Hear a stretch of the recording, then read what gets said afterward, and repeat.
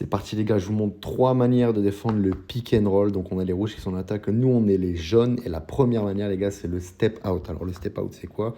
C'est tout simplement lorsqu'il y a un pick and roll de demander au 1 d'orienter du coup le porteur de balle qui est le 1 en rouge, de l'orienter vers le pick. Une fois qu'on a orienté le pick and roll, on va demander au défenseur du coup du pick de faire un step out sur 2 appuis en visant la diagonale. Ça veut dire que là, si on a 45 degrés, on vise cette diagonale-là. Donc ça veut dire que l'idée, c'est pas d'aller pleinement comme ça, sinon on risque de faire faute et c'est une trappe. L'idée, c'est de viser là pour qu'on fasse un appui, 2 appuis, on le fasse reculer. Le joueur repasse devant une fois après son pic et après, on a le temps d'aller le chercher parce que du coup, on l'aura bien défendu. Ok? La deuxième manière, les gars, c'est tout simplement c'est de switcher. D'accord? Tac. Donc là, on a switché.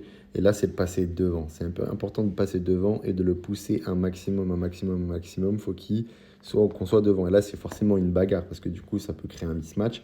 Mais l'idée, c'est pareil. C'est un choix tactique. C'est-à-dire vous vous estimez capable de tenir le 5, le poste 1 peut défendre dessus. Ou alors, vous avez des aides qui sont déclenchées. Et vous estimez capable aussi de tenir le 5 dans le 1 contre 1. Tu vois, ça peut être une idée. La troisième option qu'on peut retrouver, c'est Protect. Tout simplement, l'idée, c'est de venir protéger la raquette. Souvent, c'est parce que le poste 1 n'est pas forcément shooter. Donc, vous pouvez protéger la raquette. L'idée, c'est que là, le défenseur, du coup, passe au-dessus du pic, tac, et pas en dessous, et du coup, de le rattraper pour tout simplement faire comme si rien ne s'était passé, quoi, tout simplement.